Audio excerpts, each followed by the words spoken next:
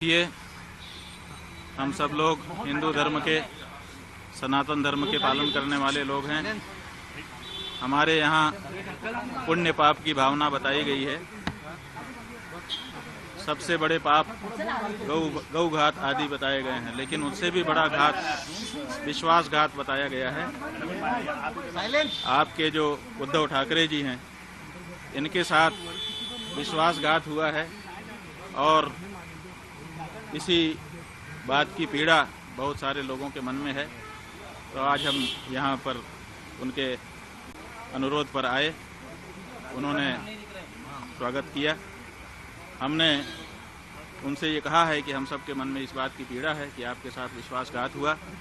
जब तक पुनः महाराष्ट्र के मुख्यमंत्री की कुर्सी पर आप विराजमान नहीं हो जाते, तब तक हम लोगों के मन का ये जो दर्द है, ये पीड़ा है, ये दूर नहीं हो सकती है। तो उन्होंने कहा है कि जैसा आप लोगों का आशीर्वाद होगा हम करेंगे। महाराज जी, लेकिन हिंदुत्व की बात कर रहे हैं कि जो विश्वासघात की बात कर रहे हैं, उद्धव ठाकरे से निकला, वो कहते हैं कि हिंदुत्व हमारा हिंदुत्व है। बीजेपी कहती है कि हमारे साथ विश्वासघात हुआ है। देखिए, किसका हिंदुत्व असली है तो ये जानना पड़ेगा कि जो विश्वासघात करे वो हिंदू नहीं हो सकता है। जो विश्वासघात सह ले वो तो हिंदू होगा, क्योंकि उसके साथ विश्वासघात हुआ है।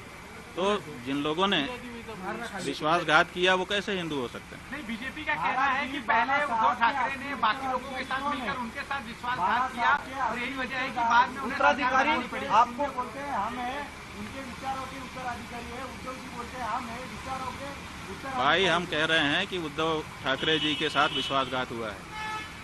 अब इसी में आप समझ लीजिए। ये बीजेपी ने इसलिए पूरे महाराष्ट्र की जनता इस बात से पीड़ित है। सबके मन में इस बात का दर्द है। चुनाव में इस बात का पता भी चल चुका है। अब तो ये बात प्रमाणित हो चुकी है कि महाराष्ट्र की जनता इस बात को मानती है कि उद्धव ठाकरे जी के साथ विश्वासघात हुआ है, और ये ठीक नहीं है। ये जनता का भी अनादर है। जनता जिसके लिए बहुमत देती है उसको उसके समय तक के लिए बनाए रखना चाहिए। बीच में सरकार को तोड़ देना और बीच में जनमत का अनादर करना, ये अच्छी चीज नहीं है। भाजपा कहता है कि हिंदुत्व तो हम शंकराचार्य जो है बयानबाजी को लेकर कैसे हमारा हिंदुत्व ही भाई, शंकराचार्य की बात नहीं है। शंकराचार्य जी क्या कहेंगे? जो सच होगा तो वही तो कहेंगे। हमें राजनीति से लेना देना नहीं है, लेकिन विश्वासघात तो हमारे यहाँ पाप बताया गया है। ये तो धर्म का मामला है ना, पाप और पुण्य। और इस बारे में कौन बोलेगा? राजनेता बोलेगा। इस बारे में तो धर्माचारी।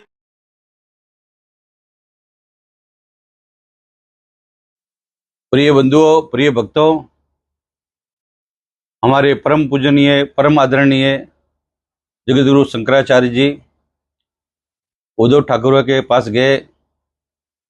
कोई संत कहीं भी साधारण आदमी के पास नहीं जाते हैं, और ये उद्योगपतियों के विवाह में या बड़े बड़े लोगों के पास जाते हैं। विशेष रूप से परम आदरणीय जो हिंदू तत्वों के धोखा देकर देवेंद्र जी, जो मुख्यमंत्री बनने वाले थे, देवेंद्र जी महाराष्ट्र के मुख्यमंत्री बनने वाले थे, उनको धोखा देकर, और परम पूजनीय परम आदरणीय जो उनके पिताश्री थे, उनके विचारधाराओं विपरीत में जाके विधर्मियों के साथ जाके वो मिल गए। और ऐसे लोगों को घर में जाकर महाराज श्री ने जो है उनके निवास पर जाकर उनको आशीर्वाद दे रहे हैं, और फिर कह रहे हैं कि जो है उनके साथ धोखा हुआ। धोखा तो उन्होंने दिया, उद्धव ठाकरे ने धोखा दिया, हिंदू समाज को धोखा दिया, हिंदू पूरा संपूर्ण हिंदू समाज को धोखा दिया। तो विशेष रूप से हमारे परम आदरणीय परम पूजनीय जो जगतगुरु शंकराचार्य जी, हम उनका आदर करते हैं। मान लीजिए कि वो हमारे जो है बहुत ही आदरणीय है, परंतु जो है मैं ये समझता हूँ कि धर्म से बड़ा, राष्ट्र से बड़ा और समाज से बड़ा कोई भी जगतगुरु, कोई भी संत नहीं हो सकता। तो राष्ट्र के साथ में, जनता के साथ में रहता है, वो विशेष रूप से हमारे लिए पूजनीय है। और हारना जीतना ये तो जनता तय करेगी, हम लोग तय करने वाले कौन है? हमारे को लोग पूछते तो हम तो कहते भाई हमारा काम है पूजा करना, पाठ करना, अनुष्ठान करना। हमारा काम जीतना हराना ये नहीं है। हमारा काम है जनता जिताएगी, हराएगी। हम किसी को धोखेबाज कह रहे हैं, किसको विश्वासघाती कह रहे हैं, तो सोच समझ कर विचार करके पूजनीयों को ऐसे बयान देना चाहिए, जो कि हमारे आदरणीय भी है और हम हमेशा सम्मान करते हैं उनको। इस तरह से जो है विशेष करके उद्धव ठाकरे जो है पूर्ण रूप से एकदम विद्रोहियों के साथ में मिल गए थे, और ऐसे के साथ में जाकर निवास पर जाकर उनको आशीर्वाद देना एक धर्म से हिंदू समाज के साथ में एक तरह से वो चल किया उन्होंने।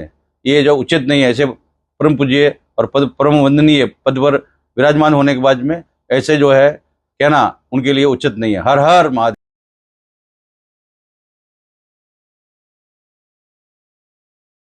सोने का घोटाला हो गया, आप पत्रकार लोग क्यों नहीं उठाते हो? तो जब वहां पर घोटाला हो गया तो अब आप दिल्ली में केदारनाथ बना लोगे, वहां पर फिर दूसरा घोटाला करोगे। 228 किलो सोना केदारनाथ से गायब कर दिया गया। ये कहाँ का नियम है? क्यों नहीं उठाते हो प्रेस वाले इस बात को? आज तक कोई जांच तक नहीं बैठाई गई। 228 किलो सोना का घोटाला केदारनाथ में हो गया। कौन जिम्मेदार है? क्यों इस बारे में जांच नहीं होती है? क्यों भाई इस बारे में निर्णय नहीं होता है? और अब आप कहेंगे हम दिल्ली में ही केदारनाथ बना लेंगे, ये नहीं हो।